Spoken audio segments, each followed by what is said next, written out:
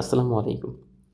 গত ক্লাসে আমাদের এখানে মাঝখান থেকে একটু বাদ পড়ে গেছিল। তো আজকে আমরা সেই পর্বটাকে আবার কন্টিনিউ করব। মানে যতটুকু আমাদের বাদ ছিল অতটুকুই আজকে আমরা শুধুমাত্র পড়ব। এক্সট্রা পেছনের পার্টটা তোমরা ওই আগের পর্ব থেকেই বেসিক্যালি দেখে নিবে। এখন লাস্টে আমরা যেই কথাটা বলতেছিলাম যে এইখানের পার্টিশনে কিন্তু নিউক্লিয়ার যে মেমব্রেনের কথাটা বলবে, এই নিউক্লিয়ার মেমব্রেন আর নিউক্লিয়াসের বিলুপ্তি ঘটতে থাকে। কনসেপ্টটা তোমাদেরকে এখানে আমি দেখাচ্ছিলাম যে এই যে দেখো আলটিমেটলি এইখানের দিকে একটু তাকাইলে তোমরা বুঝতে পারবা যে এই যে বাহিরের দিকে যেটা দেখতে পাচ্ছ না, এটাকে বলা হচ্ছে নিউক্লিয়ার মেমব্রেন। আচ্ছা দেখো তো, এইটা কি সম্পূর্ণরূপে বিলুপ্ত হয়ে গেছে? এটা কিন্তু এখনও এই ধাপে আমাদের কি হয় নাই, সম্পূর্ণরূপে বিলুপ্ত হয় নাই। কিন্তু কি মনে হচ্ছে আস্তে আস্তে বিলুপ্ত হয়ে যাচ্ছে। আর এই যে দেখো তো ভিতরে নিউক্লিওলাস যেটা, এটা কি বিলুপ্ত হয়ে গেছে? না, এইটাও বিলুপ্ত প্রায়। এই জন্য পাশে আমাদেরকে এটা কি বলছে যে বিলুপ্ত প্রায় নিউক্লিওলাস। আর এটাকে আমাদেরকে কি বললো? এটাকে আমাদেরকে বলছে বিলুপ্ত প্রায় নিউক্লিয়ার মেমব্রেন। দ্যাট মিন্স এটা এখনো হয়নি। কিন্তু তুমি যদি ঠিক এর পরের ধাপ দ্যাট মিন্স মেটাফেজে দেখো, দেখো তো এইখানে গিয়ে কিরকম কোনো নিউক্লিয়ার মেমব্রেন আসছে, বা এইটার ভিতরে কি এই জায়গায় কোনো নিউক্লিওলাস আসছে? নাই কিন্তু। তাহলে তোমাকে যদি প্রশ্নটা এইভাবে করে যে নিউক্লিয়ার মেমব্রেন বিলুপ্তি ঘটতে শুরু করে বা ঘটতে থাকে, তাহলে স্টেজ কোনটা হবে? অবভিয়াসলি স্টেজ হবে প্রো মেটাফেজ। আর যদি একদম বলে যে নিউক্লিয়ার মেমব্রেন আর নিউক্লিওলাস সম্পূর্ণরূপে বিলুপ্ত ঘটে, দেখো এইখানে একটা লাইনে লেখা আছে এই যে নিউক্লিয়ার মেমব্রেন ও নিউক্লিওলাসের সম্পূর্ণ বিলুপ্তি ঘটে। দ্যাট মিন্স সম্পূর্ণ বিলুপ্তি ঘটলে প্রশ্নটার উত্তর হয়ে যাবে মেটাফেজ। আর যদি সম্পূর্ণ বিলুপ্তি ঘটে না বলে যে বিলুপ্তি ঘটতে থাকে, তাহলে প্রশ্নটার উত্তর হবে কি? Pro metaphase. কথাটা ক্লিয়ারলি বুঝতে পারছো তো? এই জায়গায় কিন্তু যেহেতু একটা কনফিউশন আসছে, এই জন্য কিন্তু এটা আমাদের বারবার পরীক্ষায় আসে। এবং দেখা যায় যে স্টুডেন্টরা, বিশেষ করে আমিও যখন ক্লাস 9-এ ছিলাম তখন আমারও ওই প্রশ্নটা ভুল গেছিল। আমিও তখন এরকমভাবে ধরে উঠতে পারি নাই যে এটা কি আসলে বিলুপ্তি ঘটতে থাকে বলছে, নাকি সম্পূর্ণরূপে বিলুপ্ত হয়েছে সেটাকে বলতে চাইছে। তো এই জায়গাটা একটু খেয়াল রাখবা। এরপরে যেই পার্টটার কথা বলছে সেটা একটু দেখো। প্রাণীকোষে স্পিন্ডল যন্ত্র সৃষ্টি ছাড়াও এর পূর্বে বিভক্ত প্রায় যে সেন্ট্রিওল আছে সেটা দুই মেরুতে অবস্থান করে, এবং সেন্ট্রিওল দুইটার চারদিক থেকে কতগুলো রশ্মির মতো নির্গত হয়, যেটাকে অ্যাস্টার রে বল। তাহলে এই কথাটা কি বলতে চাইছে? এইখানে খেয়াল করবা, এইটা কিন্তু শুধুমাত্র প্রাণীকোষের বেলা বলছে। দ্যাট মিনস এইটা আমাদের কি প্রাণীকোষ, আর তোমরা জানো এটা কি উদ্ভিদ কোষ। একদম প্রথম লেকচারে আমি কি বলে দিছিলাম যে উদ্ভিদ কোষগুলো দেখতে কিরকম হয়, এরকম একটু লম্বাটে ধরনের হয়। আর প্রাণী কোষগুলো দেখতে কিরকম হয়? প্রাণী কোষগুলো দেখতে বেসিক্যালি গোল ধরনের হয়। তাহলে এইটা আমাদের যেটা, এটা আমাদের কি প্রাণী কোষের চিত্র। এখন প্রাণী কোষে দেখো এই যে আমাদের স্পিন্ডল তন্তুগুলো যে এখান থেকে সৃষ্টি হয়েছে, এইটার এই প্রান্তটার কথা বলতেছে। এই প্রান্ত আর এই প্রান্তে দুইটা কি সেন্ট্রিওলের মতো উদ্ভব হয়েছে না? এবং কি মনে হচ্ছে এই সেন্ট্রিওল থেকে কতগুলো আলোক রশ্মি এরকমভাবে সাইড দিয়ে বের হয়ে যাচ্ছে না?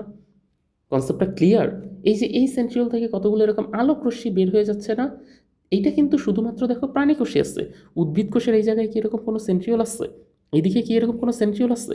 দুই দিকের একদিকেও কিন্তু কোনো উদ্ভিদ কোষে সেন্ট্রিওল নাই, এবং এটা বিভক্তও হয়নি। এটা তাহলে শুধুমাত্র কোথায় পাওয়া যাচ্ছে? এটা শুধুমাত্র প্রাণী কোষে পাওয়া যাচ্ছে। দ্যাট মিন্স প্রাণী কোষের প্রো মেটাফেজ পর্যায়ের এটা একটা স্পেশাল বৈশিষ্ট্য। এবং তুমি এইটা দেখেই বলতে পারো যে হ্যাঁ, যেহেতু তুমি দুইটা সেন্ট্রিওল দেখতেছো, তার মানে ধরো যে আমি তোমাকে দিলাম এরকম দুইটা কোষ দিলাম, তুমি কোষের স্ট্রাকচার বাহির থেকে বুঝতে পারতেছো না এটা কি গোল নাকি এটা লম্বা। এখন তুমি দেখলা কি একটা কোষের মধ্যে এরকম একটা সেন্ট্রিওল আছে, যেটা কিনা এরকম ভাগ হয়ে দুই মেরুর দিকে চলে গেছে। এক মেরু এই সাইডে আছে, আরেক মেরু এই সাইডে আছে। তখনই তুমি বুঝে ফেলবা যে এটা তাহলে প্রাণী কোষ কি আমাকে এখানে ইন্ডিকেট করতে চাইছে। এবং এই যে দেখো সেন্ট্রিওল থেকে বাইরের দিকে কতগুলো এরকম রশ্মির মতো বের হচ্ছে না? এই যে কতগুলো রশ্মি, এই যে বাইরের দিক থেকে কতগুলো, এইটাকে বলা হচ্ছে অ্যাস্টার রে। রে শব্দের অর্থ রশ্মি, ASTER, অ্যাস্টার রে। তাহলে রে কথাটার অর্থ কি? রে কথাটার অর্থ আলো। এটার একদম বাংলা মিনিং যদি তুমি জানতে চাও, তাহলে এটার বাংলা মিনিং আলো, বা এটাকে বলা হয় রশ্মি। তাহলে এই যে রশ্মি যেটা বের হচ্ছে, এটাই এই যে দুইটার থেকেই দেখো বের হচ্ছে, কিন্তু দুই সাইড থেকে।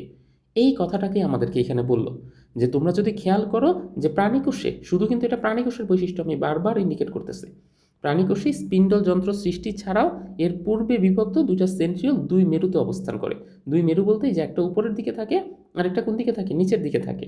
এবং সাথে সেন্ট্রিওলের চারদিক থেকে কতগুলো রশ্মির মতো বিচ্ছুরিত হয়। বিচ্ছুরিত শব্দের অর্থ বের হওয়া, এটার থেকে বের হয়। এটাকে আমাদের কি বললো? এটাকে আমাদের অ্যাস্টার রে নামে নামকরণ করো। ক্লিয়ার? তাহলে প্রো মেটাফেজ ধাপটা বুঝতে পারছো তো? আসলে পরীক্ষা চিত্র কিন্তু দুইটাই দিতে হবে। বৈশিষ্ট্য তুমি উপরে ওগুলো লিখতেছো, সেটাতে কোনো সমস্যা নেই। উদ্ভিদ কোষ আর প্রাণী কোষের একটা বৈশিষ্ট্যই তুমি লিখতেছো, মানে এক আঙ্গিকেই লিখতেছো, কিন্তু চিত্র আলটিমেটলি দুইটা তোমাকে এখানে প্রোভাইড করা লাগবে। এটা হচ্ছে এখানকার বেসিক পার্ট।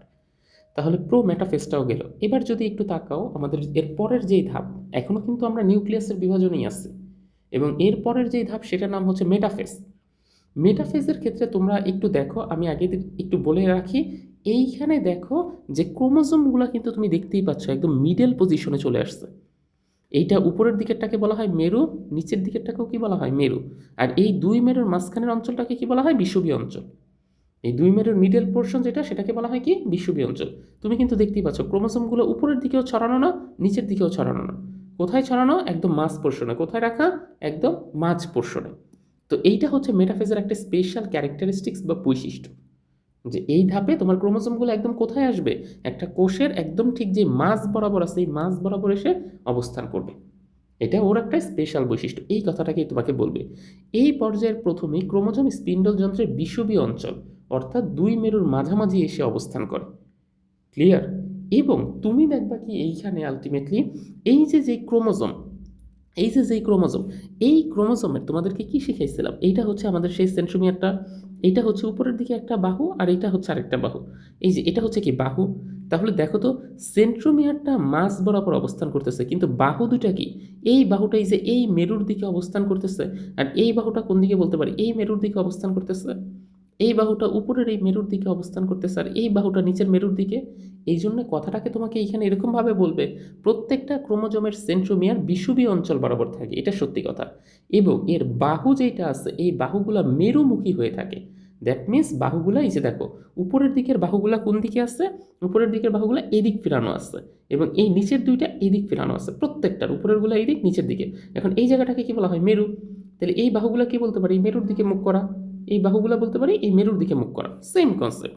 এটার বেলা যদিও একটু ভিন্নভাবে আঁকছে, কিন্তু এইটা ঠিকভাবে আঁকছে। এই যে দেখো, বাহুগুলা মেরুমুখী, এটার বাহুগুলা এই মেরুমুখী। এই কথাটাকেই তোমাকে এখানে আর কি ইন্ডিকেট করলো, যে প্রত্যেকটা ক্রোমোজোমের সেন্ট্রোমিয়ার বিষুবীয় অঞ্চল বরাবর একদম অবস্থান করবে, এবং যে দুইটা বাহু আছে, বাহু দুইটা আলটিমেটলি মেরুমুখী হয়ে খুব সুন্দর মতো অবস্থান করবে। এখন দেখবা কি, প্রোফেজেও কিন্তু তুমি দেখছিলা যে আস্তে আস্তে এটা কিন্তু প্যাচগুলা খুলতে শুরু করছে। প্রো মেটাফেজেও এটা প্যাচ খুলতে শুরু করে, এবং এটা কিছুটা মোটা হয়। তার মানে প্যাচ খুলে প্রোফেজেও এটা কিছুটা মোটা হয়েছে, প্রো মেটাফেজে তার চেয়ে একটু বেশি মোটা হয়েছে। কিন্তু মনে রাখবা, মেটাফেজে এটা আসার পর এটা সর্বাধিক মোটা হয়ে যাবে এবং সবচেয়ে বেশি খাটো হবে। দ্যাট মিন্স মেটাফেজ স্টেজের পরে ক্রোমোসোম আর এত বেশি পরিমাণ মোটা বা এত বেশি পরিমাণ খাটো এটা হবে না। ক্লিয়ারলি বুঝাইতে পারলাম তো কথাটা? তার মানে মেটাফেজ স্টেজটাই হচ্ছে এমন একটা স্টেজ যেটা হচ্ছে মাঝামাঝি। তার মানে প্রথম থেকে প্যাচটা খুললো, মোটা খাটো হইতে শুরু করলো, তারপরেরটাও প্যাচটা খুললো, মোটা খাটো হইতেছে আস্তে আস্তে, এবং মেটাফেজে আইসে এটা সবচেয়ে বেশি পরিমাণ মোটা এবং সবচেয়ে বেশি পরিমাণ খাটো হয়ে গেছে। এটা হচ্ছে মেটাফেজের স্পেশাল ক্যারেক্টারিস্টিক্স বা স্পেশাল একটা বৈশিষ্ট্য। প্রত্যেকটা ক্রোমোজোমের ক্রোমাটিড দুইটার আকর্ষণ কমে যায়। তুমি দেখো তো, এই যে উপরের আমরা যখন শিখছিলাম, এই উপরের এই পার্টটাকে কি বলতে পারি? একটা ক্রোমাটিড বলতে পারি না? আমি যদি একটা ভিন্ন কালার নেই, এইটা হচ্ছে একটা ভিন্ন ক্রোমাটিড, এই যে উপরের। আর এই নিচের দিকের যেইটা, এটা হচ্ছে আরেকটা ভিন্ন ক্রোমাটিড। এখন এই দুইটা ক্রোমাটিড এই যে জায়গার সেন্ট্রোমিয়ার দিয়ে আলটিমেটলি যুক্ত ছিল, কিন্তু মজার ব্যাপার হয়েছে কি, একটা সার্টেন টাইম পরে এই সবুজ উপরের ক্রোমাটিড আর নিচের যে নীল ক্রোমাটিড আছে, এই দুইজনের মধ্যে বিকর্ষণ শুরু হবে। আমি আরেকবার বলবো কথাটা। এইখানে তুমি খেয়াল করতেছো কি, এইখানে তুমি দেখতে পাচ্ছ উপরের দিকে ধরো এরকম একটা ক্রোমাটিড আছে, তারপরে দেখো আবার নিচের দিকে কি আছে, আরেকটা এরকম ক্রোমাটিড আছে, আর এই দুইটাই সেন্ট্রোমিয়ার নামক এই জায়গায় যুক্ত আছে। তুমি মেটাফেজ স্টেজে দেখবা কি, এই উপরের নীল ক্রোমাটিড নিচের এই হলুদ ক্রোমাটিডকে আলটিমেটলি বিকর্ষণ করতেছে। এখন বিকর্ষণ করা মানে কি, ওরা আর এই একটা সেন্ট্রোমিয়ারকে শেয়ার করে রাখতে চাচ্ছে না, ওরা এখন এই জায়গা থেকে কি হইতে চাচ্ছে, আলাদা হয়ে যাচ্ছে। তার মানে কনসেপ্টটা দাঁড়াচ্ছে আমাদের এরকম হয়ে যেতে চাচ্ছে এখন, যে এইটা একটা আলাদা ইয়াতে পরিণত হইতে চাচ্ছে, আর নিচের যেইটা আছে এইটা একটা ভিন্ন ইয়াতে পরিণত হইতে চাচ্ছে। এই যে দুইজন এরকম দুইটা ভিন্ন ভিন্ন ইয়াতে বিকর্ষণ করলে সাধারণত এই দুইজন দুই দিকে আলটিমেটলি চলে যাবে। সেটাকেই তোমাকে এখন বললো, যে তুমি এই স্টেজে এসে দেখবা প্রত্যেকটা ক্রোমোজোমের যে দুইটা করে আলটিমেটলি ক্রোমাটিড আছে, এদের মধ্যবর্তী স্থানে এখন আর আকর্ষণ নাই কোনো, এরা পরস্পরকে কি করতেছে, বিকর্ষণ করতেছে। যেহেতু বিকর্ষণ করতেছে তার মানে এই পর্যায়ের শেষের দিকে সেন্ট্রোমিয়ার বিভাজন হয়ে যাবে এবং তুমি দেখবে যে এরকম দুইটা আলাদা হয়ে যাবে এই স্টেজের বৈশিষ্ট্যরা কিন্তু যে এই যে তোমার এইখানে দেখতেছো যে উপরের নীলটা এই হলুদটাকে কি করতেছে এরকমভাবে আলটিমেটলি বিকর্ষণ করতেছে কিন্তু তুমি বলতে পারো না যে এটা এরকম দুইটা সেপারেশন মেটাফেজে হয় না এটার দুইটা সেপারেশন হবে এই যে অ্যানাফেজে দেখো কি বললো প্রত্যেকটা ক্রোমোজোমের সেন্ট্রোমিয়ার দুইটা ভাগে বিভক্ত হয়ে যায় দ্যাট মিনস বিভক্ত হয়ে এরকম আলাদা যে হয়ে গেছে এই বৈশিষ্ট্যটা হচ্ছে বেসিক্যালি অ্যানাফেজের বৈশিষ্ট্য আর এই যে ওরা যে দুইজন দুইজনকে এখন আর একসাথে থাকতে চায় না দুইজন দুইজনকে যে বিকর্ষণ করতেছে দুইজন দুইজনের মধ্যে যে আকর্ষণটা নাই সেই ব্যাপারটা ঘটা শুরু করে হচ্ছে মেটাফেজে এই কথাটাই বলছে যে এইখানে তুমি দেখতে পাবা যে এদের মধ্যে যে জায়গাটা আছে সেন্ট্রোমিয়ারের এরকমভাবে বিভাজন শুরু হয় এবং নিউক্লিয়ার মেমব্রেন আর নিউক্লিওলাসের সম্পূর্ণ বিলুপ্তি ঘটে এই কনসেপ্টটা আমি একটু আগে তোমাকে বলে আসছে যে এই ধাপে এসে তুমি দেখবা যে এটা একদম সম্পূর্ণরূপে চলে গেছে নিউক্লিয়ার মেমব্রেনটারও কোনো অস্তিত্ব তুমি এখানে দেখতে পাচ্ছ না এই যে দেখো বাইরের দিকে কোনো নিউক্লিয়ার মেমব্রেন নেই ভিতরের এই যে এতক্ষণ যে নিউক্লিওলাসটা ছিল সেটাও এখন নেই দ্যাট মিনস দুইটারই আলটিমেটলি সম্পূর্ণরূপে বিলুপ্তি ঘটে গেছে তাহলে এইটা ছিল আমাদের মেটাফেজের বৈশিষ্ট্য মেটাফেজের বৈশিষ্ট্য আসলে তাহলে তুমি কী কী জিনিসকে উল্লেখ করবা প্রথমে হচ্ছে ক্রোমোজোমগুলো এসে বিষুবীয় তল বরাবর সবগুলো অবস্থান করবে দ্যাট মিনস মাঝ বরাবর আর এই মাঝ বরাবর অবস্থান করার কারণে সবগুলোর সেন্ট্রোমিয়ারটা থাকবে মাঝ বরাবর কিন্তু বাহুগুলো থাকবে হচ্ছে মেরুমুখী মেরুর দিকে মুখ করে থাকবে এই স্টেজে ক্রোমোজোম সবচেয়ে বেশি মোটা আর খাটো হবে ক্রোমোজোমগুলোর যে ক্রোমাটিড আছে এই ক্রোমাটিড দুইটার মধ্যে আকর্ষণ কমে যায় যার কারণে বিকর্ষণ শুরু হয় ওরা হচ্ছে পরস্পর সেন্ট্রোমিয়ার বিভাজন মাত্র শুরু হইতেছে বাট এখনও আলাদা হয়নি আর নিউক্লিয়ার মেমব্রেন আর নিউক্লিওলাস সম্পূর্ণরূপে বিলুপ্ত হয়ে গেছে এটা হচ্ছে মেটাফেজের বৈশিষ্ট্য এরপরে আমাদের যেটা আছে সেটা হচ্ছে অ্যানাফেজ এখনও কিন্তু আমাদের নিউক্লিয়াসের যে বিভাজন নিউক্লিয়াসের বিভাজনের এখনও দুইটা টপিক বাদ আছে অ্যানাফেজ টেলোফেজ তারপরে গিয়ে সাইটোকাইনেসিস বাদ আছে তারপরে হচ্ছে আমাদের এই মাইটোসিস কোষ বিভাজন শেষ হবে তো এই অ্যানাফেজ পর্যায়ে ওই যে একটু আগে আমরা যে বলতেছিলাম যে ক্রোমোজোম দুইটার সেন্ট্রোমিয়ার পরস্পরকে বিকর্ষণ করতেছে এবং বিকর্ষণ করার কারণে এটা দুইটা ভাগে আলটিমেটলি ভাগ হয়ে যাবে মানে দুইটা ভাগে সম্পূর্ণরূপে আলাদা হয়ে যাবে এবং তুমি দেখবা ক্রোমাটিড দুইটা সম্পূর্ণরূপে আলাদা হয়ে পড়ছে চিত্রটা আসো দেখি এই যে দেখো একটা ধাঁচ আলটিমেটলি আলাদা হয়ে কোন দিকে চলে গেল একটা ধাঁচ আলাদা হয়ে এই যে উপরের দিকে চলে গেল একটা ধাঁচ আলাদা হয়ে উপরের দিকে আলটিমেটলি চলে গেছে এই যে উপরের পার্ট আরেকটা ধাঁচ আলাদা হয় যে নিচে এবং দেখো ওদের প্রত্যেকের একটা করে এরকম কি আছে সেন্ট্রোমিয়ার আছে প্রত্যেকের এরকম আলাদা আলাদা একটা করে কি সেন্ট্রোমিয়ারের পার্টিশন আছে আর একটু আগের যে ধাপটা দেখছো ওইখানে কি সেন্ট্রোমিয়ার আলাদা ছিল নাকি প্রত্যেকের একটা করে দ্যাট মিনস একটা কমন সেন্ট্রোমিয়ারে ওরা ক্যারি করতেছিল তো এই কথাটাকেই তোমাকে হচ্ছে এখানে বললো যে এদের ক্রোমোজোমের সেন্ট্রোমিয়ারটা দুইটা ভাগে বিভক্ত হয়ে যায় এবং ক্রোমাটিড দুইটা তখন বিচ্ছিন্ন হয়ে আলাদা হয়ে পড়ে এখন যখন এই ক্রোমাটিডগুলো আলাদা হয়ে গেছে এখন আর তুমি ভাই এগুলোর নাম ক্রোমাটিড বলতে পারো না ক্রোমাটিড হচ্ছে তাদেরকে বলা হয় যারা একটা সেন্ট্রোমিয়ারে দুইটা পার্টিশন শেয়ার করে ধরো এটা হচ্ছে একটা সেন্ট্রোমিয়ার এই সেন্ট্রোমিয়ারে ভাই এদের ওই যে উপরের দিকেও একটা আছে বাহু আবার এদের কি নিচের দিকেও এরকম বাহু আছে একটা সেন্ট্রোমিয়ারে দুইজন শেয়ার করলে সেটার নাম বলা হয় ক্রোমাটিড কিন্তু যখন এটা এই জায়গা দিয়ে আলাদা হয়ে যাবে আলাদা হয়ে গিয়ে ওর একটা নিজস্ব সেন্ট্রোমিয়ার আছে এবং ও এরকম আলাদাভাবে থাকতেছে আবার নিচের জন্য একটা আলাদাভাবে সেন্ট্রোমিয়ার আছে ও এরকমভাবে থাকতেছে এইটাকে আর তুমি তখন কি বলতে পারো না ক্রোমাটিড বলতে পারো না এই স্টেজটার নাম হচ্ছে ক্রোমোজোম এই স্টেজের নাম ক্রোমোজোম আর এই স্টেজের নাম হচ্ছে কি ক্রোমাটিড আমি বুঝাইতে পারলাম তো ক্রোমাটিড কখন বলা হয় ক্রোমাটিড বলা হয় যখন একটা সেন্ট্রোমিয়ারকে দুইজন শেয়ার করে আর ক্রোমোজোম বলা হয় কখন যখন হচ্ছে দুইজনের ভিন্ন ভিন্ন এরকম এক বাহুতে একটা করে সেন্ট্রোমিয়ার থাকে সেটাকে তাহলে এই যে যখন আলাদা হয়ে গেছে তুমি দেখো তো একটা বাহু আর এই যে এদেরকে একটা সেন্ট্রোমিয়ার একটা বাহু এদেরকে একটা সেন্ট্রোমিয়ার একটা বাহু এদেরকে একটা সেন্ট্রোমিয়ার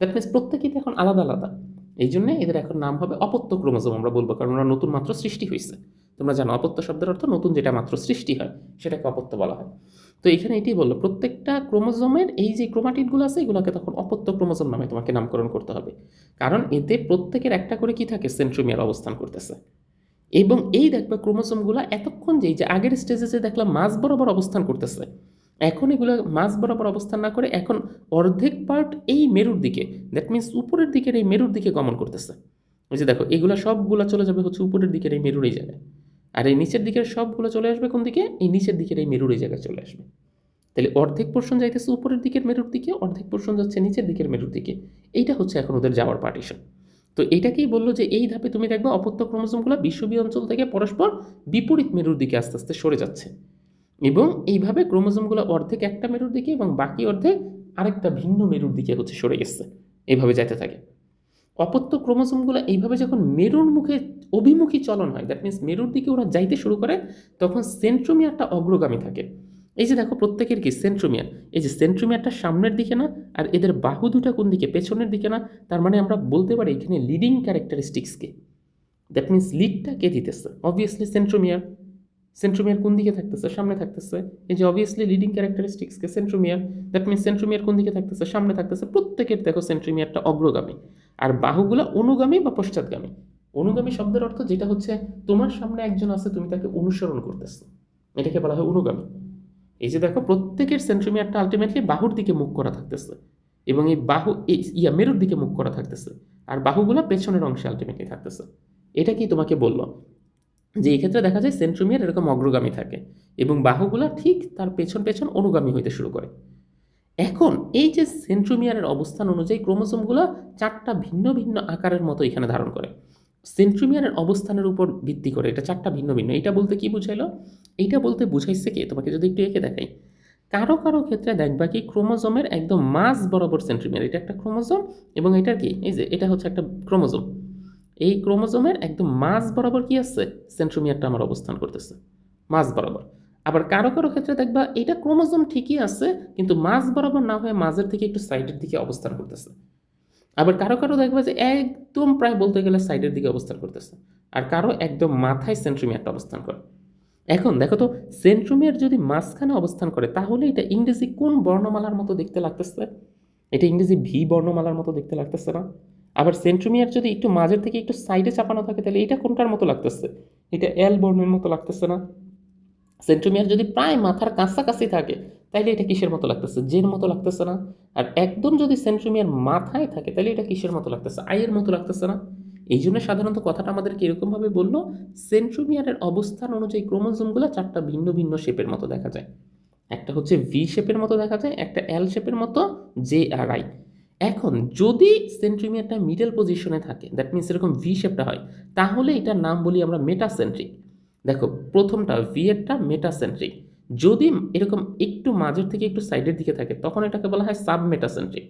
যদি আরেকটু সাইডের দিকে থাকে তখন এটাকে বলা হয় অ্যাক্রোসেন্ট্রিক। আর যদি একদম মাথার দিকে থাকে তাহলে এটাকে বলা হয় টেলোসেন্ট্রিক। মানে নাম দিচ্ছে, তুমি তো আর বলতে পারো না যে এটা ভি শেপ, এটা এল শেপ, এটা জে শেপ, এটা আই শেপ। তুমি তো আর এটা শেপ আকারে বলতে পারো না। তোমাকে তখন এটা এইভাবে বলতে হবে যে এটা ভি এল জে আই এগুলোর মতো। দ্যাট মিন্স ভি হইলে এটা মেটাসেন্ট্রিক, এল হইলে এটা সাবমেটাসেন্ট্রিক, জে হইলে এটা অ্যাক্রোসেন্ট্রিক, আই হইলে এটা টেলোসেন্ট্রিক। দ্যাট মিন্স এরকম চারটা ভিন্ন ভিন্ন শেপ তোমাকে হচ্ছে এখান থেকে ক্যারি করতেছে। এবং এই পার্টটার কথা একটু মাথায় মনে রাখো, এটা কিন্তু পরীক্ষায় আসবেই আসবে। কোনটা মেটাসেন্ট্রিক, কোনটা সাবমেটাসেন্ট্রিক, কোনটা অ্যাক্রোসেন্ট্রিক, আর কোনটা টেলোসেন্ট্রিক। এটা অবজেক্টিভে 100% এই প্রশ্নটা আসবে যে সেন্ট্রোমিয়ারের অবস্থান যদি মাঝামাঝি হয় তাহলে এটা ইংরেজি যে বর্ণমালার মতো দেখা যায় সেটাকে কি বলা হয়? সেটাকে মেটাসেন্ট্রিক বলা হয়। সেন্ট্রোমিয়ার যদি একদম মাথায় থাকে তাহলে এটাকে কি বলা হয়? এটাকে টেলোসেন্ট্রিক বলা হয়। তো এই পার্টিশনটা একটু খেয়াল রেখো। এটা কিন্তু অ্যানাফেজের বৈশিষ্ট্য, এই যে ভিএলজেআই। এই যে দেখো প্রত্যেকের সেন্ট্রোমিয়ার যদিও ওরা আঁকার সময় একদম মাঝ বরাবর দিচ্ছে, কিন্তু সত্যিকার অর্থে এটা কখনোই কি থাকে না, একদম মিডল পজিশনে এরকম মাঝ বরাবর জায়গায় কখনোই এটা অবস্থান করবে না। তারপরে বলল কি, এই অ্যানাফেজ পর্যায়ের শেষের দিকে অপত্য ক্রোমোজোমগুলো স্পিন্ডল যন্ত্রের মেরু মুখে গিয়ে অবস্থান নেয়, মেরুর প্রান্তে, এবং ক্রোমোজোমগুলো দৈর্ঘ্যে আস্তে আস্তে আবার বাড়তে থাকে। এই যে দেখো এগুলা গিয়া এই পর্যায়ে অ্যানাফেজের লাস্টের দিকে এই সবগুলা, এই যে উপরের সারির এই যে এইখানের যতগুলো আসছে এই সবগুলা কোথায় গিয়ে অবস্থান নিবে? একদম এই মেরুর এই জায়গায় গিয়ে অবস্থান নিবে। আবার এই সাইডের এই যে যেগুলো যাচ্ছিল যাইতেছিল এগুলো সবগুলা গিয়ে কোথায় অবস্থান নিবে? একদম এই মেরুর পার্টিশনে অবস্থান নিবে। এবং মেরুর পার্টিশনে অবস্থান নেওয়ার পর এগুলোর হচ্ছে আস্তে আস্তে দৈর্ঘ্য বৃদ্ধি পাবে এবং এগুলো আস্তে আস্তে আবার প্যাঁচে যেতে শুরু করবে। তাহলে প্রোফেজে দেখলা কি, প্যাচটা খুলছে, প্রো মেটাফেজে আরেকটু খুইলা মোটা সোটা হয়েছে, মেটাফেজে সবচেয়ে বেশি মোটা সেটা হয়েছে, অ্যানাফেজে গিয়ে আবার প্যাঁচানো শুরু করছে, টেলোফেজে গিয়ে দেখবে একদম প্যাচ খেয়ে গেছে।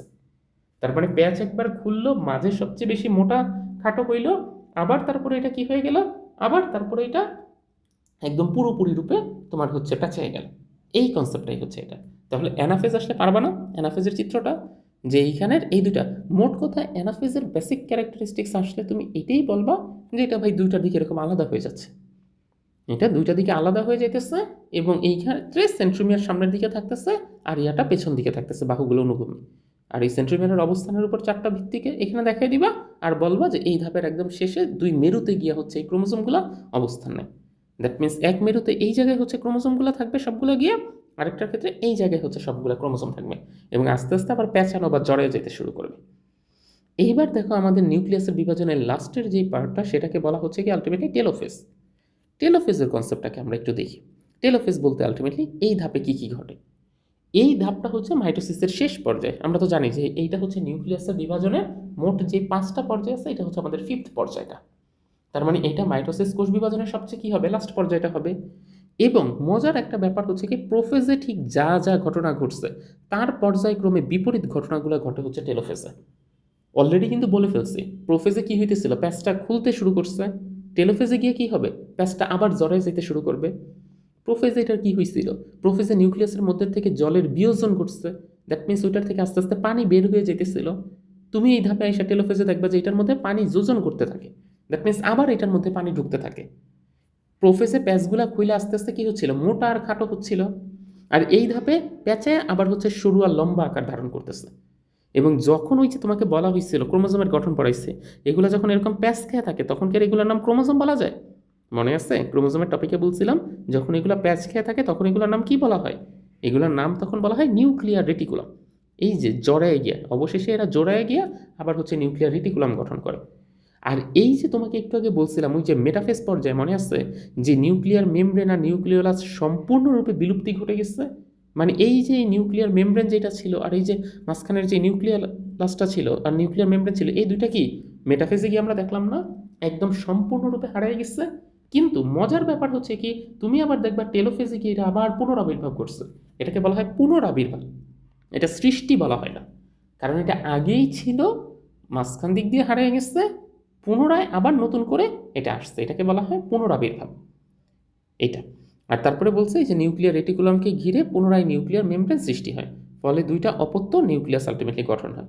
স্পিন্ডল যন্ত্রের কাঠামোটা ভেঙে যায় এবং তন্তুগুলো ধীরে ধীরে অদৃশ্য হয়ে যায়।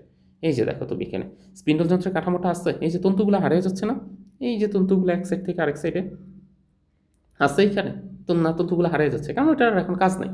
তারপর ওই যে আগের ধাপে তুমি দেখতেছিলে এইটা এই যে 2 মেরুর দিকে যাচ্ছিল বলতেছিলাম না, এই যে এখানে তাকে দেখো 2 মেরুর দিকে, এই যে বলছিলাম কি যাইতেছে 2 মেরুর দিকে, এটা কি দেখছিলে এই যে যাইতেছে। বাট এই ধাপে গিয়ে দেখো গিয়ে একদম সম্পূর্ণরূপে প্যাচ খেয়ে গেছে। এই যে দেখো বাইরের দিকে নিউক্লিয়ার মেমব্রেন আর নিউক্লিওলাস আবার পুনরায় দুইটা হয়ে ফেরত আসছে। মানে যাওয়ার সময় গেছিল একটা হারিয়ে গেল, কিন্তু আবার পুনরায় যখন আবির্ভাব হয়েছে যে আবার এটার ভিতরে একটা আসছে, এটার ভিতরে একটা আসছে।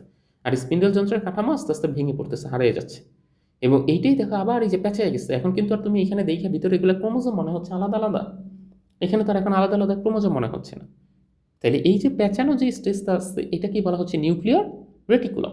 দ্যাট মিনস এখন এটা নিউক্লিয়ার রেটিকুলাম আকারে এখানে আসছে। বুঝাইতে পারছি তো কথাটা? ক্লিয়ার? এবার একটু রিডিং দিয়ে দেখো যে এইটা একদম টেলোফেজটা তোমার কাছে ইজি হয়ে যাবে। আর জানোই তো চিত্র আসলে দুইটা আসবে।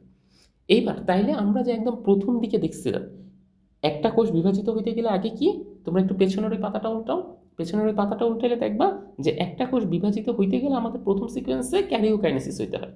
এবং ক্যারিওকাইনেসিসের ভিতরে আমরা ধাপ বলছিলাম কয়টা, মোট 5টা। দ্যাট মিনস ওই 5টা ধাপই কিন্তু আমাদের হয়ে গেছে। প্রোফেজও হইল, প্রোমেটাফেজও হইল, অ্যানাফেজও হইল, টেলোফেজও হইল। বুঝা গেছে? Prophase, prometaphase, metaphase, anaphase, telophase, এই 5টা ধাপ আমাদের এখান থেকে হইল। এখন তাইলে নিউক্লিয়াসের যেহেতু বিভাজনটা শেষ, তাহলে নিউক্লিয়াসের বিভাজনের পরে কি বিভাজিত হইতে হবে? যে কোনো একটা কোষ বিভাজন বলতে বেসিক্যালি সবসময় মাথায় রাখবা 2টা জিনিস বিভাজনকে বোঝানো হয়। 2টা জিনিস বিভাজন বলতে কি কি?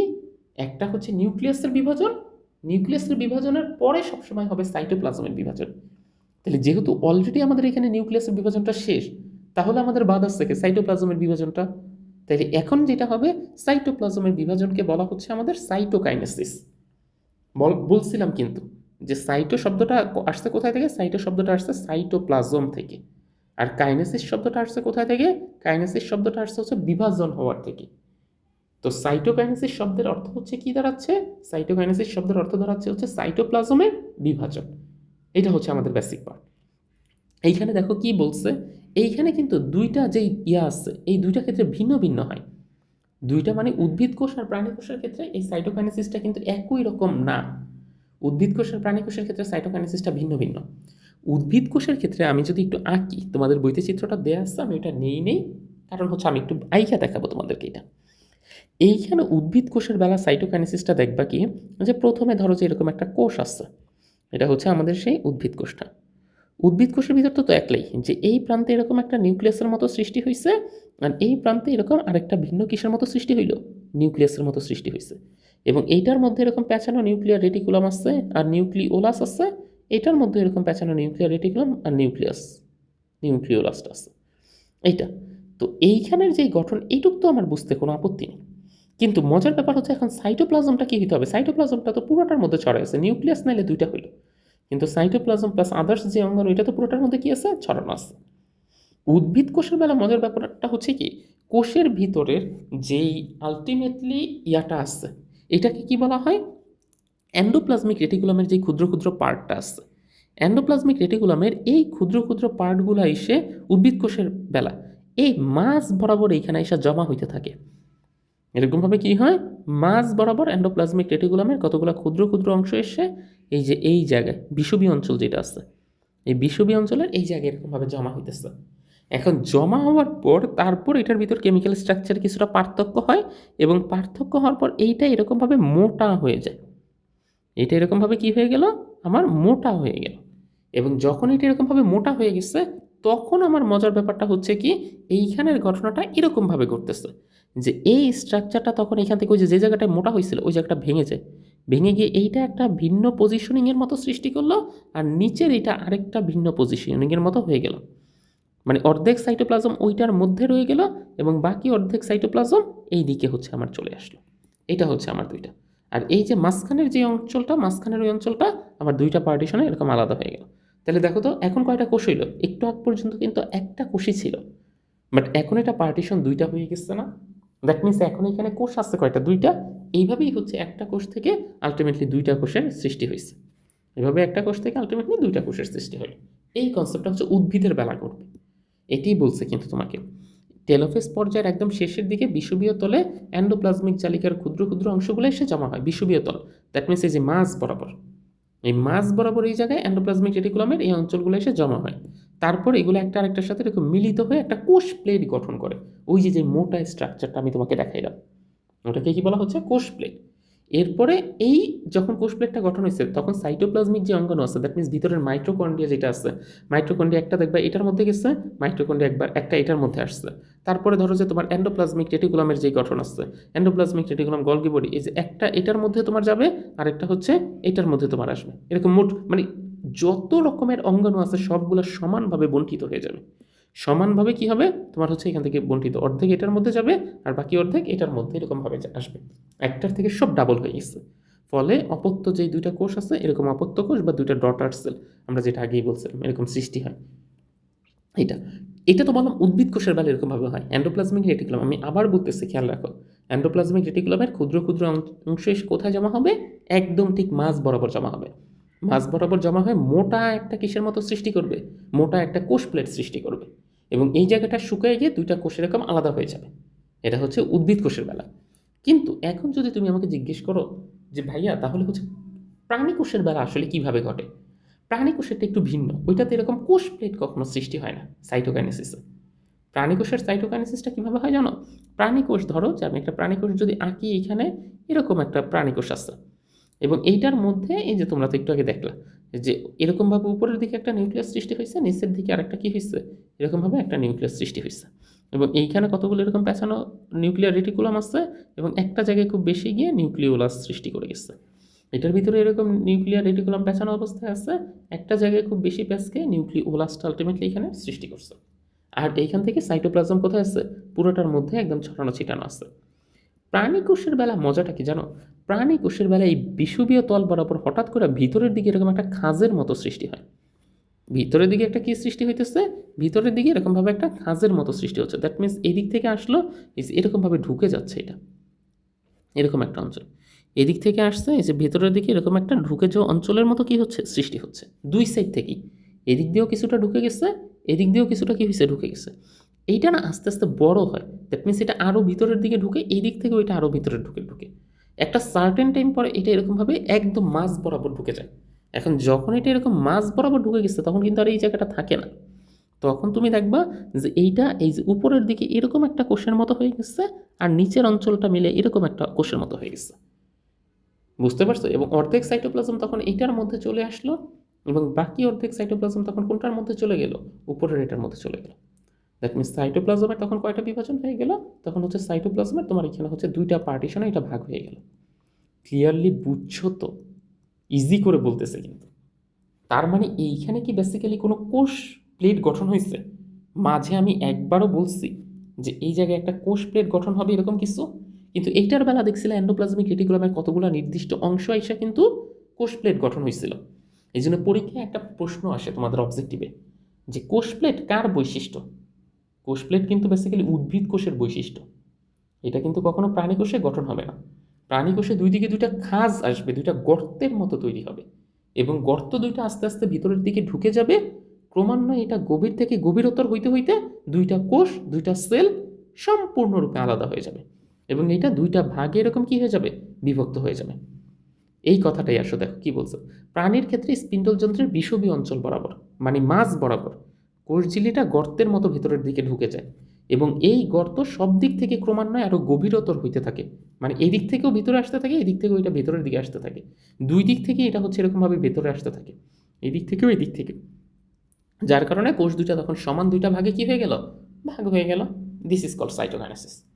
তাইলে আমরা একদম দেখছিলাম কিন্তু, খেয়াল রাখো, কোষ বিভাজনের পার্টিশনে আমরা কয়টা জিনিস দেখলাম এখান থেকে? ক্যারিওকাইনেসিস, এই প্রসেসটা আমরা শেষ করছি। এটার ভিতর prophase, prometaphase, metaphase, anaphase, telophase এটাও শেষ করছি। আবার এখান থেকে সাইটোকাইনেসিস প্রাণী আর উদ্ভিদের বেলা শেষ করছি। দ্যাট মিনস এই ক্যারিওকাইনেসিস আর এই সাইটোকাইনেসিস এই দুইটা মিলেই হচ্ছে আমাদের কি মাইটোসিস কোষ বিভাজনটা আমাদের এখান থেকে শেষ হয়েছে। মাইটোসিসের এই পর্যায়টা শেষ হয়েছে। এটা কি আমরা লিখছিলাম যে মাইটোসিস কোষ বিভাজনটা হচ্ছে ক্যারিওকাইনেসিস আর সাইটোকাইনেসিস এই দুইটা মিলিতভাবে হইল। এখন সাইটোকাইনেসিস হওয়ার পর তাইলে আমাদেরকে কি হইতে হবে? ইন্টারফেস দশা যাইতে হবে। ইন্টারফেস দশা মানে হচ্ছে কি, কোষ দুইটা তো মাত্র তৈরি হইল, কোষ দুইটা এখনো বড় আছে? কোষ দুইটা কিন্তু এখনো বড় না, এখনো হচ্ছে কোষ দুইটা ছোট ছোট। তাহলে এই কোষ দুইটা ওদের নিজেদেরকে প্রিপেয়ার করবে। দ্যাট মিনস আস্তে আস্তে এটা আরো বড় হবে, বড় হবে। এই যে বড় হইতে যে সময়টা লাগে, দিস ইজ কল্ড ইন্টারফেস। এবং এটার মধ্যে বিভিন্ন ধরনের মেটাবলিক কার্যক্রম হবে। ইন্টারফেস দশায় বিভিন্ন রকম মেটাবলিক কার্যক্রমটা হচ্ছে। এই মেটাবলিক কার্যক্রমটা হওয়ার ফলে তারপরে আবার যখন প্রিপেয়ার হয়ে গেছে, তখন এই যে নতুন তৈরি হওয়া যে কোষটা আছে, ধরো যে এটা একটা নতুন কোষ তৈরি হয়েছিল, এটা একটা নতুন কোষ তৈরি হয়েছিল, তাহলে এইটা আবার বিভাজিত হয়ে এটার থেকে দুইটা এরকম কোষ উৎপন্ন করবে, এইটা আবার বিভাজিত হয়ে এটার থেকে দুইটা কোষ এরকমভাবে উৎপন্ন করবে ইন্টারফেস দশার পরে গিয়ে। এই যে মাত্র আবার এই যে এখানে ছোট যে দুইটা তৈরি হয়েছে, এই দুইটা আবার বিভাজিত হয়ে দুইটা কোষ তৈরি করবে, এইটা আবার বিভাজিত হয়ে ইন্টারফেস দশা ইয়ে করে দুইটা কোষ তৈরি করবে। সিমিলার ফর্মে এইটা, এইভাবেই কিন্তু কোষের সংখ্যা বডিতে বাড়তেছে। কোষের সংখ্যা কিন্তু এইভাবেই প্রথম স্টেজে একটা ছিল, একটা থেকে কয়টা হইল? দুইটা হইল, দুইটার থেকে চারটা, চারটার থেকে আটটা, এইভাবেই হচ্ছে আস্তে আস্তে কোষ বিভাজন যাচ্ছে। তো মনে রেখে একটা কথা, যে ইন্টারফেস হইতে, এই যে ওর যে নিজেকে একটা সামলায় নেওয়ার যে সময়টা, এইটা হইতেই অনেক বেশি সময় লাগে। এই ক্যারিওকাইনেসিস বলো বা সাইটোকাইনেসিস বলো, এটা হইতে খুবই অল্প সময় লাগে। ধরো যে তোমার হচ্ছে পুরো এই কোষ বিভাজনটা, মানে এই কোষ চক্রের সিকোয়েন্সটা হইতে যদি তোমার 2 মিনিট সময় লাগে, তার মধ্যে ইন্টারফেসেই থাকবে হচ্ছে 1 মিনিট 40 সেকেন্ড, বাদ বাকি 20 সেকেন্ডে হচ্ছে এটা ক্যারিওকাইনেসিস আর সাইটোকাইনেসিস সম্পূর্ণ হয়ে যাবে। তার মানে কোষ বিভাজনে হইতে, দ্যাট মিনস ক্যারিওকাইনেসিস আর সাইটোকাইনেসিস হইতে আহামরি খুব বেশি কি লাগে না, সময় লাগে না। সময়টা পুরোটাও নেয় কিসে? এই ইন্টারফেস দশা। ক্লিয়ারলি বুঝাইতে পারলাম তো? ও বেসিক্যালি এখান থেকে সময়টা নিবে পুরোটা ইন্টারফেস দশায়। তাইলে এইভাবেই হচ্ছে আমরা এখানে প্রত্যেকটা যে ধাপ আছে, এই ধাপগুলোকে হচ্ছে বেসিক্যালি ডিটেলস আলোচনা করলাম, অ্যানাফেজ, টেলোফেজ, এই বৈশিষ্ট্যগুলো। এখন সাইটোকাইনেসিস তো শেষ। আমাদের এরপরে পরীক্ষায় আরেকটা টপিক আসবে, সেটা হচ্ছে মাইটোসিস কোষ বিভাজনের গুরুত্বটা কী। ধরো যে গরুর গ নম্বরের যে প্রশ্নটা আছে, সেটাতে তোমার এরকমভাবে হিন্টস দিয়ে, আমরা তো দেখবো সলভের প্রশ্নে, হিন্টস দিয়ে তোমাকে বললো যে এখানে কোন ধরনের কোষ বিভাজন সম্পূর্ণ হচ্ছে, সেটার সচিত্র বর্ণনা দাও। দ্যাট মিনস ওই গরুর গতে তোমার চিত্র আঁকতে হচ্ছে, সাথে বর্ণনাও লিখতে হচ্ছে। আর ঘোড়ার গতে বলবে মাইটোসিস কোষ বিভাজন হওয়া আমাদের বডির জন্য কেন গুরুত্বপূর্ণ, এইটা একটু ব্যাখ্যা করে বলো। দ্যাট মিনস তখন তোমাকে এইটা বলতে হবে যে কেন কোথায় কোথায় মাইটোসিস হয়, মাইটোসিস না হইলে কি হইতো, মাইটোসিস যদি এক্সেসিভ পরিমাণে হয়ে যায়, দ্যাট মিনস অতিরিক্ত পরিমাণে হয়, তখন তোমার বডি আসলে কী কী ধরনের সমস্যা ফেস করতো। এই ব্যাপারগুলো হচ্ছে তখন তোমাকে ডিটেলস বলতে হবে। তো সেটাই হচ্ছে আমরা এখন দেখার চেষ্টা করব আমাদের যে মাইটোসিসের এই গুরুত্ব আছে, এই মাইটোসিসের গুরুত্বের ভিতরে। এটা কিন্তু আমাদের খুবই ইম্পর্টেন্ট একটা টপিক, মাইটোসিসের গুরুত্বটা। এখন দেখো একদম প্রথমেই যদি তোমাকে বলা হয়, ওই যে তোমাকে বলছি আমাদের জীবদেহের জন্য মাইটোসিস কোষ বিভাজন খুবই গুরুত্বপূর্ণ, এটা বলার কোনো অপশন রাখে না। এবং এই মাইটোসিস কোষ বিভাজনের ফলে প্রত্যেকটা কোষের নিউক্লিয়ালাসও ভাগ হচ্ছে, সাইটোপ্লাজমের ভাগ হচ্ছে, এবং এইভাবে হচ্ছে সিমিলার টাইপের দেখতে দুইটা কোষ উৎপন্ন হচ্ছে। এইভাবে 2টা থেকে 4টা হইতে হইতে আস্তে আস্তে দেহ বাড়তেছে। দ্যাট মিনস ওই যে বলছিলাম জাইগোট নামক যে একটা কোষ আছে সেইখান থেকে জীবনচক্রটা শুরু হইলেও একটা কোষে আর থাকতেছে না, এটা বারবার বিভক্ত হইতে হইতে অসংখ্য এরকম কোষ সৃষ্টির মাধ্যমে পুরো বডি তোমার সৃষ্টি করতেছে। মানে 1টার থেকে 2টা, 2টার থেকে 4টা, 4টার থেকে 8টা, এভাবে শুধু কোষের সিমিলার পরিমাণ বাড়তেছে। এইভাবে একজন সাধারণ পূর্ণবয়স্ক মানুষের বডিতে প্রায় 30 ট্রিলিয়ন কোষ থাকে। এটা পরীক্ষায় অনেকবার আসছে যে একজন স্বাভাবিক পূর্ণবয়স্ক মানুষের বডিতে ঠিক কী পরিমাণ কোষ থাকে, প্রায় 30 ট্রিলিয়ন এখানে হচ্ছে আলটিমেটলি কোষ থাকে। এই পার্টিশনটার কথা একটু মাথায় মনে রাখো। এটা হচ্ছে একজন নর্মাল পূর্ণবয়স্ক, তোমার বাবা, তোমার মা, তার বডিতে কী পরিমাণ কোষ থাকে সেই কথাটা বেসিক্যালি এখানে বললো আর কি। বুঝছো তো এইটা। এবং এই যে বৃদ্ধি হইতে হয় কোষটা, এই বৃদ্ধির জন্য যাবতীয় যত পুষ্টি উপাদান দরকার হয় সবগুলো যদি তুমি কোষকে প্রোভাইড করতে পারো তাইলে কোষ বিভাজিত হবে। এই বিভাজিত হইতে এভাবে 1 দিনের মতো করে সময় লাগলে ধরে নিলে 40 থেকে 50 দিনের মাথায় মানবদেহের এই সবগুলা কোষ তৈরি হয়ে যায়। এবং এই যে কোষগুলো তৈরি হয়েছে এটা কিন্তু আজীবন থাকে না। দ্যাট মিনস ধরো যে একটা কোষ আজকে তৈরি হয়েছে, তোমার কি মনে হইতেছে এই যে আজকে তৈরি হইলে এটা একদম তুমি যেদিন মারা যাবা অতদিন পর্যন্ত এই কোষটা অক্ষত থাকবে তোমার বডিতে? কখনোই না, এটা কখনোই হয় না। এই কোষটা কখনোই এরকমভাবে অক্ষত থাকে না। একটা সার্টেন টাইম পরে এই কোষটা নষ্ট হয়ে যাবে, কিন্তু এইটার আবার রিপ্লেসটা আবার সাথে সাথে তৈরি হয়ে যাবে। বুঝছো? তার মানে যেই কোষটা তৈরি হইতেছে এটা ধ্বংস যেমন হচ্ছে, আবার ওই ধ্বংসের পরে এটা আবার নতুনভাবে কি হচ্ছে, সৃষ্টি হচ্ছে। তো এইভাবে প্রায় দেখা যায় যে 30 ট্রিলিয়ন কোষের মতো তোমার বডিতে ম্যানেজ করে রাখতেছে এবং বজায় থাকতেছে। এইভাবেই হচ্ছে জীবদেহের বৃদ্ধি খুব একটা সুশৃঙ্খলভাবে তোমার বডিটা হচ্ছে। এবং একটা কোষ, আমি তোমাকে বারবার বলতেছি, মাইটোসিস কোষ বিভাজনকে সমীকরণিক কোষ বিভাজন বলা হয়, কারণ এইটা দেখতে মা দেখতে যেমন বাচ্চা দেখতেও একই। দ্যাট মিনস ক্রোমোজোমের সংখ্যাই বলো বা হচ্ছে কোষের গুণাগুণই বলো, সব কিরকম থাকতেছে এখানে সিমিলার থাকতেছে, কোনো পরিবর্তন আসতেছে না। এই জন্য সাধারণত তোমার হাতের সবগুলো কোষ দেখতে একই রকম, তোমার বুকের সবগুলো কোষ দেখতে একই রকম, আলাদা আলাদা না। এবং এইভাবে উদ্ভিদও হচ্ছে বড় হচ্ছে, প্রাণীও বড় হচ্ছে। আরেকটা মজার ব্যাপার হচ্ছে তোমাদেরকে যদি একটু বলতে চাই, এটা যদি একটু শোনো, যে ধরো আমরা হচ্ছে বিভিন্ন সময় খেলাধুলা করি না, বা বিভিন্ন কাজকর্ম করতে গেলে আমাদের কি হয়, হাত পা কেটে যায় বা কোনো একটা স্থানে একটা ক্ষত তৈরি হয়েছে ধরো। এখন যেহেতু কোনো একটা স্থানে এরকম একটা ক্ষতের মতো তৈরি হইলো, আচ্ছা বলো তো ওই জায়গাটার কোষটা কি আর আগের মতো আসছে নাকি ওটা ক্ষতিগ্রস্ত হয়েছে? এটা তো আর আমার সাথে মানতে তোমাদের কোনো সমস্যা নেই যে হ্যাঁ ওই জায়গার কোষটা বেসিক্যালি ক্ষতিগ্রস্ত হয়েছে, যার কারণে ওই জায়গায় ধরো যে অনেকগুলো কোষ নাই। কিন্তু তুমি 5-7 দিন পরে গিয়ে দেখো যে ওইটা আবার আগের মতো তৈরি হয়ে গেছে। দ্যাট মিনস আগে যেরকম নর্মাল ছিল সেরকম। তার মানে ওইখানে নতুনভাবে কোষ সৃষ্টি হয়েছে। তো এইটাই বললো আমাদেরকে, ক্ষত স্থানে তোমার এরকম নতুনভাবে কোষ সৃষ্টি করার জন্য এই সংখ্যা বৃদ্ধিতে মাইটোসিস গুরুত্বপূর্ণ ভূমিকা পালন করে। এইভাবে মাইটোসিস কোষ বিভাজন অপরিহার্য, যাতে করে আর কিছু কিছু জীবকোষ আছে যাদের আয়ুষ্কাল নির্দিষ্ট, নির্দিষ্ট সময় পর এটা ধ্বংস হয়ে গেলে মাইটোসিসের মাধ্যমে আবার ওই যে বললাম নতুনভাবে এটা তৈরি হবে। এইভাবেই হচ্ছে এই কোষের উৎপত্তি হওয়ার কারণে গুণগত বৈশিষ্ট্যের স্থিতিশীলতা বজায় থাকে। এখন একটা লাইন আছে এইখানে দেখো, এই লাইনটা হচ্ছে আমাদের সবচেয়ে বেশি ইম্পর্টেন্ট এবং এটা দিয়ে পরীক্ষায় প্রশ্ন আসবে। অনিয়ন্ত্রিত মাইটোসিস কোষ বিভাজন টিউমার এমনকি ক্যান্সার সৃষ্টি করতে পারে। এই লাইনটা বুঝাইতে পারছি? একটু ভিন্ন কালার দিয়ে দেখাই। অনিয়ন্ত্রিত মাইটোসিস কোষ বিভাজন টিউমার এমনকি ক্যান্সারকে সৃষ্টি করে। এই কথাটাকে কেন বললো সেইটাকে আসো আমরা একটু দেখি এই টপিকটার ভিতরে। নর্মালি আমাদের কোষের ভিতর তোমার কি মনে হয় যে তোমার একটা মাথা আছে, দ্যাট মিনস তুমি ডিসিশন নিতে পারো যে কি কাজ করবা এখন বা তুমি এখন কি কাজ করবা না, এরকম ডিসিশনগুলো তুমি পারফেক্টলি কি করতে পারো, নিতে পারতেছো। কিন্তু কোষ, ও একটা কোষ বিভাজিত হইতে হবে, প্রথমে যে ক্যারিওকাইনেসিস হইতে হবে, তারপরে যে এটার সাইটোকাইনেসিস হইতে হবে, তারপরে যে ওরে গিয়ে কিছুক্ষণ ইন্টারফেস দশা পালন করতে হবে, এইটা ও বোঝে কিভাবে? ওর কি এরকম মাথা আসছে?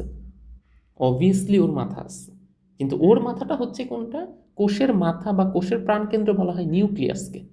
দ্যাট মিনস ও ওর নিউক্লিয়াস দিয়ে বেসিক্যালি বুঝতে পারে যে ওকে এখন বিভাজিত হইতে হবে নাকি ওকে এখন ইন্টারফেস দশায় অবস্থান করতে হবে। ও বিভাজিত হইলেও কয়বার বিভাজিত হবে বা কয়বার বিভাজিত হবে না, এই ব্যাপারগুলো পুরোটাই কোষ নিয়ন্ত্রণ করতে পারে। কিন্তু দ্যাট মিনস তুমি ওকে ছেড়ে দিচ্ছ আর ও হচ্ছে, ব্যাপারটা কিন্তু আলটিমেটলি কীরকম না, এরকম না। ও বোঝে যে ওকে কয়বার বিভক্ত হইতে হবে আর কয়বার বিভক্ত হইতে হবে। এখন হঠাৎ করে ধরেও যে বেসিক্যালি হঠাৎ করে না, এটা আমরা এখানে দেখব বিভিন্ন ধরনের রোগ জীবাণু, তারপরে হচ্ছে এই যে দেখো আমি তোমাকে যদি একটু দেখাইতে চাই, বিভিন্ন ধরনের রোগ জীবাণু, কেমিক্যাল বা তেজস্ক্রিয়তা, এগুলোর ফলে দেখা যায় ওই যে কোষটা যে বিভক্ত হবে, এটাকে কয়বার বিভক্ত হবে এই কাজটা যে নিয়ন্ত্রণ করতো, ওই নিয়ন্ত্রকটাকেই এরা নষ্ট করে ফেলে। দ্যাট মিনস এই রোগ জীবাণু বলো, কেমিক্যাল বলো বা তেজস্ক্রিয় ক্যান্সারের যে রশ্মিগুলো বলো এগুলো, এবং যার কারণে কোষ বিভাজন এখন একবার থেকে দুইবার হয়ে যে ওকে ইন্টারফেস দশায় যাইতে হবে, এইটা আর ও বুঝতে পারে না। ও একটার থেকে দুইটা হয়েছে, দুইটার থেকে সাথে সাথে চারটা, চারটার থেকে আটটা, আটটার থেকে 16টা, এইভাবে হচ্ছে সাথে সাথে রিপ্লেস হইতে থাকে। এবং এইভাবে বারবার সাথে সাথে রিপ্লেস হওয়ার কারণে দেখা যায় ওই জায়গায় একটা টিউমারের মতো ফর্মেশন করে। একটু জটিল হয়ে যাচ্ছে না? বোঝো নাই কথাটা? যে তোমার এরকমভাবে একটা কোষ, এই কোষটা বিভাজন হবে, বিভাজন হয়ে কয়টা কোষ উৎপন্ন করলো? এটা ধরো যে 2টা কোষ উৎপন্ন করছে মাইটোসিসে। এখন এটা তো আর সাথে সাথে বিভাজন হবে না, এটা বুঝতে পারে কিভাবে? এটার ভিতরে এই নিউক্লিয়াসের এইখানে নিয়ন্ত্রক আছে কোষ বিভাজনকে, এবং ওইটা কি করে? এটাকে নিয়ন্ত্রণ করে রাখে যে এটা কয়বার বিভাজিত হবে। কিন্তু কোনো কারণে যদি কোনো রোগ জীবাণু বলো, কোনো কেমিক্যাল বলো বা কোনো তেজস্ক্রিয় ক্যান্সার বলো, এগুলো যদি এইখানের ভিতরে যায়, ঢুকে যদি এই নিয়ন্ত্রণটাকে নষ্ট করে, তখন একটার থেকে কয়টা তৈরি হলো? 2টা। এখন এই 2টার বেসিক কাজ কী ছিল? ইন্টারফেস দশা যাওয়া, কিন্তু না, এই 2টা আবার বিভক্ত হয়ে কয়টা তৈরি করবে? 4টা তৈরি করলো। বুঝতে পারছো? এই 2টা বিভক্ত হয়ে 4টা তৈরি করলো, এই 4টা বিভক্ত হয়ে আবার কয়টা তৈরি করছে? 8টা। তাহলে ওই জায়গায় কি ইন্টারফেস দশা বা এরকম থামাথামির কোনো ইয়ে আসছে, নাকি কন্টিনিউয়াসলি কোষ বিভাজনটা হচ্ছে? অবভিয়াসলি কন্টিনিউয়াসলি এখানে কোষ বিভাজনটা হচ্ছে, যার কারণে ওই জায়গায় দেখবে একটা নর্মাল স্টেজের, ধরো এই জায়গায় তোমার একটু হাতের এই জায়গায় ক্ষত হয়েছিল, তাহলে এই ক্ষতটা কি? যে কোষ বিভাজন এইটুকু হয়ে ভরে যাওয়ার কথা ছিল, যে এইটুকু হয়ে কোষ বিভাজনটা হয়ে ভরছে, কিন্তু দেখবা যে এই অনিয়ন্ত্রিত কোষ বিভাজনের কারণে এরকম এরকম একটা টিউমারের মতো এখানে হয়ে গেছে। দ্যাট মিনস এক্সেসিভ কোষ বিভাজন হওয়ার কারণে এখানে এরকমভাবে ফুলে গেছে জায়গাটা। এবং এই টিউমার, এই প্রথম স্টেজে এটাকে কি বলা হচ্ছে? টিউমার বলা হচ্ছে। কিন্তু এটা এই টিউমার আকারেই থাকবে, ব্যাপারটা এরকম না। এটা এই টিউমার আকারেই থাকবে এমন না। যখন এই টিউমারকে তুমি ট্রিটমেন্ট করবে না, তখন আস্তে আস্তে এটা কিসে কনভার্ট হয়ে যাবে? ক্যান্সার কনভার্ট হবে। দ্যাট মিনস ক্যান্সারের আগের স্টেজই হচ্ছে কোনটা? টিউমার বলা হয়। বুঝছো হিসাবটা? তাহলে আসো এখানে একটু বলে দিই, টিউমার, ক্যান্সার এই শব্দগুলোর সাথে আমরা সবাই পরিচিত। এগুলা অস্বাভাবিক কোষ বিভাজনের ফল। ওই যে বললাম একটার থেকে 2টা হইছিস ভাই, তোরে এখনো অপেক্ষা করতে হবে কিছুক্ষণ, তারপরে আবার 2টার থেকে 4টা হবি। কিন্তু তুই যখন একটার থেকে 2টা হয়ে লগে লগে আবার 4টা হয়ে গেছিস, ইন্টারফেস দশায় গেলি না, তুই বুঝলি না যে তোর এরকমভাবে থামতে হবে এখন, তার মানে এটা তো স্বাভাবিক দশা না, এটা তো তোর অস্বাভাবিক দশা। এই জন্য বলা হয় এগুলাকে অস্বাভাবিক কোষ বিভাজনের ফলাফল আকারে বলে। মাইটোসিস কোষ বিভাজনের প্রক্রিয়া একটার থেকে 2টা, 2টার থেকে 4টা, এইভাবে কোষের সংখ্যা বাড়তে থাকে, কিন্তু কোষ বিভাজনের এই প্রক্রিয়াটা নিয়ন্ত্রণ থাকে। ওই যে বললাম নর্মাল স্টেজে ও বিভক্ত হবে কি হবে না, এটা নিয়ন্ত্রণ। কোনো কারণে যদি এই নিয়ন্ত্রণ হারিয়ে যায়, তাহলে অস্বাভাবিক কোষ বিভাজন চলতে থাকে। কোনো কারণে বলতে যে রোগ জীবাণু, কেমিক্যাল, তেজস্ক্রিয় ক্যান্সার, এগুলোর জন্য। ফলে ওই জায়গায় টিউমার সৃষ্টি হয় এবং এখানে প্রাণঘাতী ক্যান্সার আলটিমেটলি পরবর্তী স্টেজে এখান থেকে তৈরি হয়েছে। বুঝছো? এখন এই পার্টটার ভিতর দেখা একটা উদাহরণ বলছে, একটা উদাহরণ দেওয়ার জন্য যদি তোমাকে বলতে চাই, হিউম্যান প্যাপিলোমা ভাইরাস। এই হিউম্যান প্যাপিলোমা ভাইরাস আলটিমেটলি জরায়ুতে থাকে মেয়েদের। মেয়েদের কোথায় থাকে? এটা জরায়ুতে। তো মেয়েদের জরায়ুর এইখানের যে কোষগুলো আছে, এই ভাইরাসটা প্রথমে এই কোষটার মধ্যে ঢুকে। ধরো যে এটা হচ্ছে আমার সেই কি ভাইরাসটা, আমি যদি একটু আঁকি, এটা হচ্ছে আমার সেই ভাইরাসটা। এই ভাইরাসটাই কোথায় ঢুকলো? এই কোষটার মধ্যে ঢুকছে। ঢুইকে এইটার যে নিউক্লিয়াস আছে, এই নিউক্লিয়াসের ওই কোষ বিভাজনটাকে নিয়ন্ত্রণ করতেছে, ওইটারে নষ্ট করে দিচ্ছে এই ভাইরাস এটার মধ্যে ঢুইকা। যার কারণে এই কোষটা যে এখন বিভাজিত হয়ে 2টা যখন হয়েছে, এইটার মধ্যেও কোনো নিয়ন্ত্রক নেই, এটার মধ্যেও কোনো নিয়ন্ত্রক নেই। যার কারণে এইটাও এখন আর থামতেছে না, এইটাও আবার যেই 2টারে তৈরি করছে এরকম অনিয়ন্ত্রিতভাবে এখন এটা ঘটতেছে। দ্যাট মিনস এরকম বারবারের যে পার্টিশনগুলো উৎপন্ন হইতেছে এগুলো সবগুলোই কীরকম অনিয়ন্ত্রিত পার্ট, প্রত্যেকটার ভিতরেই আলটিমেটলি ঘটনাটা এখন এইভাবেই হচ্ছে আমার এখান থেকে ঘটতেছে। তো এই কথাটাই তোমাকে এখানে বললো হিউম্যান প্যাপিলোমা ভাইরাসের E6 আর E7 নামক দুইটা এরকম জিন আছে, যে ভাইরাসটার ভিতরে জিন থাকে। এই জিন এমন কিছু প্রোটিন সৃষ্টি করে যা কোষ বিভাজন নিয়ন্ত্রণ করে, যে প্রোটিনটা আছে সেই প্রোটিনটাকে স্থানচ্যুত করে বা নষ্ট করে দেয়। এটাকে স্থানচ্যুত করতেছে বা কী করতেছে, নষ্ট করতেছে। এর ফলে কোষ বিভাজন সম্পূর্ণরূপে নষ্ট হয়ে যায়, যার কারণে ওই জরায়ু মুখে টিউমার বা ক্যান্সারের সৃষ্টিটা হচ্ছে, যার কারণে ওই জায়গায় এরকম একটা গ্রোথের মতো তৈরি হচ্ছে এক্সেসিভ। এই যে এখানে ধরো যে এটাই জরায়ু মুখের ওই কোষটা, এবং এই জায়গায় তোমার হচ্ছে এরকম একটা টিউমারের মতো স্টেজ কী হইলো, এখান থেকে তৈরি হইলো। এটাকে এখানে বলছে অনেক সময় এই জিন দুইটা পোষক কোষের জিনের সাথে একীভূত হয়ে যায়। দ্যাট মিনস এই যে যে ভাইরাসের যে জিনটা আছে এটা এই কোষের ভিতরের যে জিন আছে এই দুইটা একত্রে একসাথে মিলে যায়, এবং কোষ বৃদ্ধি নিয়ন্ত্রণকারী যেই কোষের বৃদ্ধি নিয়ন্ত্রণকারী প্রোটিন অণুগুলোর কাজটাকে যে নষ্ট করে দিচ্ছে বা বন্ধ করে দিচ্ছে, যার কারণে এইখানেই হচ্ছে আলটিমেটলি আস্তে আস্তে ক্যান্সারের মতো সৃষ্টি হয়ে গেছে। ক্লিয়ার, বুঝতে পারছো তো? তাহলে কথাটা একটু আমি আরেকবার বলে দিই, এই জায়গাটা কিন্তু খুবই ইম্পর্টেন্ট। হিউম্যান প্যাপিলোমা ভাইরাস এটা কোথায় থাকে? জরায়ুতে থাকে। এটার ভিতর দুইটা জিন আছে, একটা হচ্ছে E6 আর E7। এই জিন দুইটা কোথায় ঢুকলো? কোষের মধ্যে ঢুকলো, মানে তোমার বডির জরায়ুর মুখের ওই কোষে ঢুকলো। ঢুকার ফলে তোমার বডির জরায়ুর ওই কোষগুলোর ভিতর যে ওইটার এই কোষ বিভাজনটা নিয়ন্ত্রণ যে করতেছিল তাকে আলটিমেটলি কী করে দিল? নষ্ট করে দিল। তাইলে ওই কোষটা আর এখন নিয়ন্ত্রণ করতে পারবে না। দ্যাট মিনস একটার থেকে যে দুইটা হবে এটাও আর বুঝবে না, একটা থেকে দুইটা, দুইটার থেকে চারটা, এটা বারবার রিপিটেডলি হইতেছে, এবং যার কারণে কোষ বিভাজনের যে নিয়ন্ত্রণটা ছিল এটা নষ্ট হয়ে এরকম জরায়ু মুখে টিউমার সৃষ্টি হইল।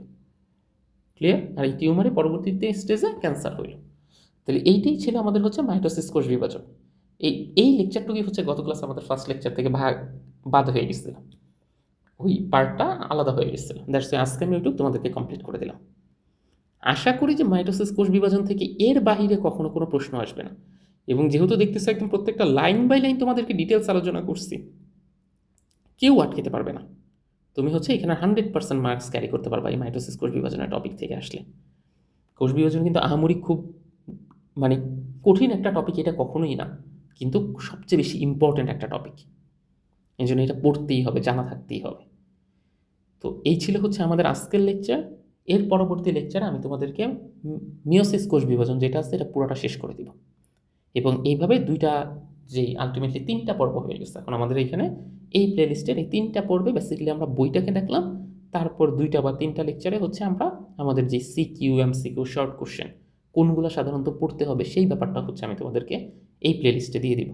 তাহলে একদম ওভারঅল একটা কোষ বিভাজনের যেই বেসিক জিনিসগুলো তোমাদের জানা দরকার ছিল সেটা পুরোরূপেই আলটিমেটলি ক্লিয়ার হয়ে যাবে।